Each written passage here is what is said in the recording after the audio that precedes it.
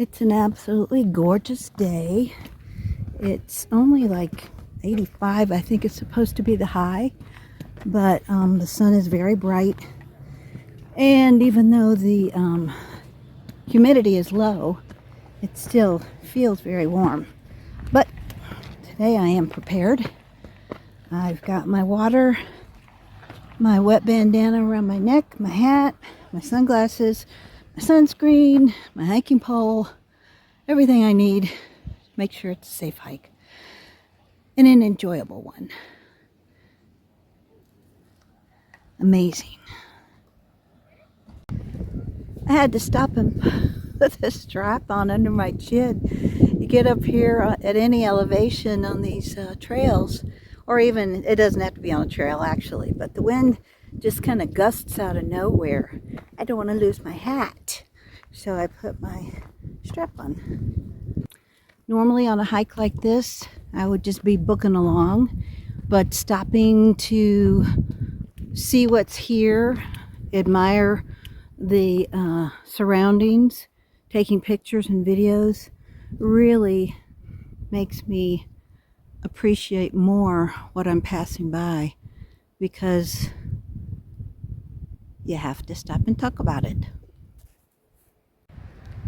Well, I think I just realized that I haven't told you guys where I am. It all happened so quickly. A week ago today, I arrived here in Escalante, Utah. And it is about 50 miles east of Bryce Canyon, if you know where that is. I had applied for a couple of work camper positions that I found online, and when I was on my way to Flagstaff, I got a call from a gentleman who owns a campground here in Escalante. We chatted and hit it off. I told him my plan was to go to Kanab and spend a week. Well, he was in a hurry to get somebody, and he said, could you cut your trip short and come on up to Escalante. He said, it's only about 2 hours. He said, I'll put you up free for a couple of nights, see if you like the people and the job and the grounds, and then if you don't, then you can go on back to Kanab. I was like, well, that sounds like a good plan. So I got up there Friday. I spent Wednesday night and Thursday night in Kanab. Enjoyed that. It served the purpose that I was going there for, which was closure with Charlie. And I drove on up to Escalante on Friday. Spent probably an hour chit-chatting with the manager, Scott, a super nice young man. And he took me around, and that was it. I said, yes, I want the job. Bonus is I get a free campsite. I get paid for every hour that I work, which is not always common in work camper positions. And I've got a Verizon cell tower across the highway on top of a mountain that gives me 4 bars. They have wonderful Wi-Fi there. I get free laundry, free full hookups. I mean, life couldn't be better. And then all these hikes around so close by, everything that I wanted to see, and I don't have to pay to be here. That's the wonderful thing. I get to stay longer than what I had anticipated because I've got this work camper job. Keeps me busy, gives me some spending money, and it's perfect. So that's where I am, Escalante, Utah, in the southern portion east of Bryce. More on that later. So now I'm going on the Trail of Sleeping Rainbows. I suppose that refers to the colorful petrified petrified trees, because they're so colorful and they look kind of like a rainbow, and they're sleeping because they died a long time ago. Maybe? I don't know. So the guidebook did say if you go down the Trail of Sleeping Rainbows that it's the steepest part and it's strenuous. I wouldn't call it strenuous so much so far, but it is a bit steep. I'm by myself, and so I just take it very slowly. I plan every step. If it looks like it could be something squirrely, I use my pole. I look to see if there's scree, slick a tiny little rock, or like this, it's kind of dusty, which means it's not too slick. But I do have my pole, and that helps tremendously. So I will go now so I can negotiate the trail. One thing I didn't talk about last time when I mentioned all the uses of hiking poles is when you're going down and, you know, it can be a little squirrely, a little slippery. It's a good break. You push it off in front of you and kind of hold yourself back, and it helps a lot. Even though I only have one pole, it's a tremendous advantage. I highly recommend hiking poles. I just have to pause here and thank God for everything He's done for me and for allowing me to be in the middle of all of this beauty. It really chokes me up. I mean, this is so what my soul needs and wants. I can't tell you how much it means to me to be able to be in the middle of this and hike throughout it and see it with my own eyes. I wish you could be here.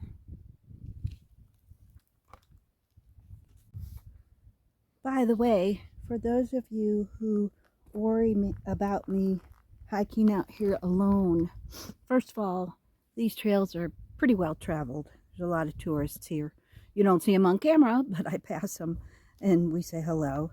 Haven't seen anybody in the last 10 or 15 minutes, but it's because I'm on that back little bit of trail that I doubt as many people go down.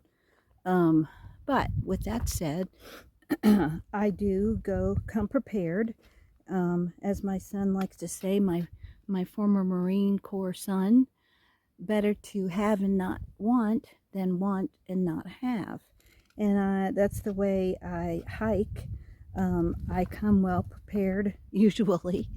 And in this case, I'm probably over prepared. I've got about 2.5 liters of water. I have snacks. I have a rain poncho. I have a little jacket. I have mace. I have my knife, my waist belt knife. I have a whistle, my hiking pole, and as you can see, my hat and my sunglasses. I have a bandana that's wet around my neck. I have sunscreen, bug spray. I come as well prepared as I can in order to, and I have a pretty hefty first aid kit. So, my cell phone, there's service out here, even though it looks very remote, and it is in some ways, but because it's a touristy area, I guess, that buzz, there's a bee around me. Okay, get away. Anyway, I have ways to get help, and it's really not that far from the ranger station at all. It just seems like it. It looks like it because of the way this country is, but I'm in good shape. Okay. So I am much more impressed now that I'm down here on the Sleeping Rainbow Trail than I was up top, because these are ginormous. That one that's right in front of you is probably about 2.5 feet across, and behind is about the same size. They're scattered everywhere along the trail. And I read somewhere that the Anasazi Indians used to come here and harvest, if you will, the petrified wood to use for tools.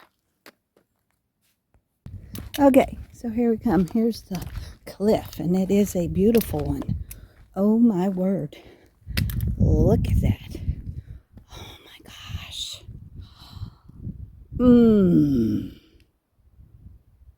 Look at this, like, amphitheater of rock. I don't know if you can tell in the video how deep it is, but I would say, I'm guessing that's about 30 feet, 20 to 30 feet down from here. Yeah, maybe 20. but it would be a painful 20. Gorgeous. So I've come to this area that has some very interesting formations on the rock. I'm just calling it like popcorn rock. I've never seen anything like this. These little roundish globule looking things embedded in the rock, and you can see them in the sandstone, the dissolved sandstone. I picked up a couple and they're very light inside. They're not hollow, but they're not heavy either. I would love to know what the geologists think formed these little guys in the side of the rock, and they're all around here in the soil where they've dissolved out of the rock. Look at that. It looks like popcorn. Or peas. White peas. Interesting. Okay, I thought that one back there was amazing. Look at this one. Just covered. Isn't it weird? Oh, yes, it is so weird. I have got to ask when I get back to the ranger station if they know what this is. Oh, fascinating.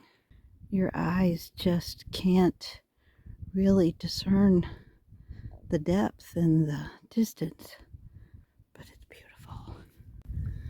You know, the reason I called this channel Wonders Along the Way is because there are so many wonders. God's creation is just so incredible. I gotta find some new adjectives. Amazing, incredible, beautiful, awe-inspiring. There should be a lot more. But when you stand in the middle of all this and you realize how tiny you are in the whole of creation, but He still loves us. I'm in awe of the creation itself, but I'm also in awe of how much He loves me and all of us. And what a wonder all of this is, and that we can enjoy it. We live in a country where there are so many wonderful things that we can go see. All right. I don't know if you can see the trail over there. That's part of what I came down. And then I went down through there past those trees, and then where you see the edge of the trees down there, that's that cliff that I stood beside. And now I've been coming up, up, up, and we're still going up. Well, the party's over for today. Back in the truck, safe and sound. Nice cool air conditioning. It was a wonderful hike. And if I didn't already say it, the reason I named this channel Wonders Along the Way is because of the wonders that I see. It's just amazing. Incredible. Awe-inspiring. Beautiful. I want to find some more. That's all for today. See ya.